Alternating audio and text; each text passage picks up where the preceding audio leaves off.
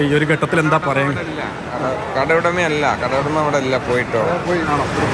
നിങ്ങൾ കടയുടെ ഞങ്ങളവിടുത്തെ സ്റ്റാഫാ. കൂടുതൽ കാര്യങ്ങൾ എന്താ പറയാൻ പറ്റും? ഇന്ന് ഓപ്പൺ ആയിരുന്നില്ലേ? റീറ്റെയിൽ ഓപ്പൺ ആണ്, മറ്റേ ഹോൾസെയിൽ ഓപ്പൺ അല്ലായിരുന്നു. അപ്പം ഒന്നുമില്ല, ഒന്നും പറയാനില്ല. നിങ്ങൾ കാണുന്നില്ല, ഒക്കെ അത് കത്തിപ്പോയി. എങ്ങനെയാണെന്ന് അറിയില്ല കേട്ടോ. അത്രയേ ഉള്ളൂ എന്ന് പറയാൻ. ചോദിക്കണം, കുറേ പേര് അകത്തുണ്ടായിരുന്നോ? ഞങ്ങൾ ഇവിടെ ഇല്ലായിരുന്നു, ഞങ്ങൾ പുറത്തായിരുന്നു. ഇപ്പോൾ ബന്ധുക്കപ്പാണെന്ന് അറിയുന്നത്. ആളെ വിളിച്ചു പറഞ്ഞു അങ്ങനെ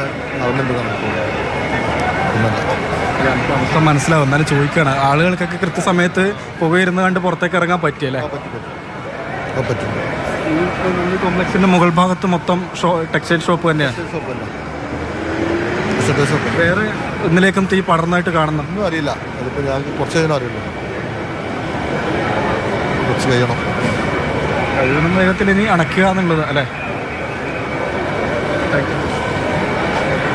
തന്നെയാണ് റീറ്റെയിൽ ഷോപ്പ്. കടയുമായി ബന്ധപ്പെട്ടുള്ള ആളുകളാണ്. പൂർണ്ണമായും കത്തി നശിച്ചത് കണ്ടില്ലേ? അതിൽ കൂടുതൽ ഇപ്പോൾ എന്താണ് പറയാൻ കഴിയുക എന്ന് അതിവൈകാരികമായാണ് അവർ സംസാരിക്കുന്നത്. കൂടുതൽ കാര്യങ്ങൾ പ്രതികരിക്കാൻ കഴിയില്ല എന്ന് കൂടെ പറയുകയാണ്. എന്തായാലും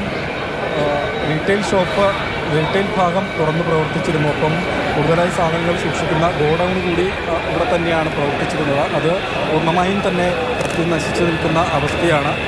ഇപ്പോൾ ഈ 2 യൂണിറ്റ് ഫയർ എഞ്ചിനുകളാണ് ഈ ബസ് സ്റ്റാൻഡിനകത്ത് നിന്ന് പ്രവർത്തിച്ചുകൊണ്ടിരിക്കുന്നത്. അത് വന്ന് വെള്ളം ചീറ്റുന്നത് കൊണ്ട് തന്നെ ഈ ഭാഗത്ത് കൂടി കുറച്ച് സമയം മുൻപ് ഉണ്ടായതിനേക്കാൾ തീ കുറച്ച് നിയന്ത്രിക്കാൻ കഴിഞ്ഞു എന്ന് നമുക്ക് പറയാൻ കഴിയും. എങ്കിൽ പോലും കടയുടെ അകത്ത് വളരെ ശക്തമായ രീതിയിൽ തന്നെ തീ കത്തി നിൽക്കുകയാണ്. അവിടത്തേക്ക് കൂടി വെള്ളം അടിക്കാനുള്ള ശ്രമം ഫയർ എഞ്ചിനുകൾ ശ്രമിച്ചുകൊണ്ടിരിക്കുന്നു. ഒരു ഫയർ എഞ്ചിൻ കൂടി സ്ഥലത്തേക്ക് എത്തുന്ന കാഴ്ച കൂടി നമുക്ക് ഇവിടുന്ന് കാണാൻ കഴിയുന്നുണ്ട്. ഇതുതന്നെയായാലും ഈ നിലവിൽ ഈ Kozhikode beach fire station, Vellimadukunnu, Meenchantha എന്നിവിടങ്ങളിൽ നിന്നുള്ള ഫയർ എഞ്ചിനുകളാണ് ആദ്യം സ്ഥലത്തേക്ക് എത്തിയത്. റോഡ് കുറച്ച് തിരക്കേറിയ സമയമാണ്, ഞായറാഴ്ചയാണ്. ഒപ്പം നഗരത്തിലൊരു റാലി കൂടെ നടക്കുന്നുണ്ടായിരുന്നു. അതുകൊണ്ട് എത്താൻ വൈകിയെന്ന് ഫയർ ഉദ്യോഗസ്ഥർ തന്നെ പറയുന്നുണ്ട്.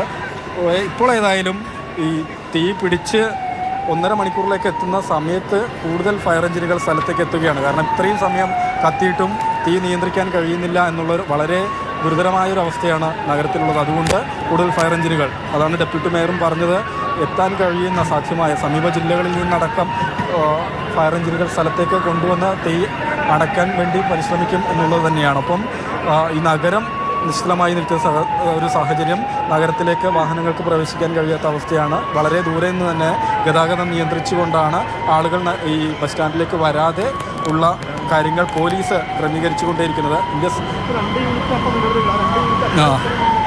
ആ വിധത്തിൽ തന്നെയാണ്. ഏതായാലും തീ നിയന്ത്രണ വിധേയമാക്കാൻ കഴിയുന്നില്ല ദിവീഷ്. നമ്മൾ നേരത്തെയൊക്കെ പറഞ്ഞതുപോലെ ഒരു സൈഡിൽ തീയാണത് കുറച്ചെങ്കിലും നിയന്ത്രിച്ചു എന്ന് തോന്നുന്ന സമയത്ത്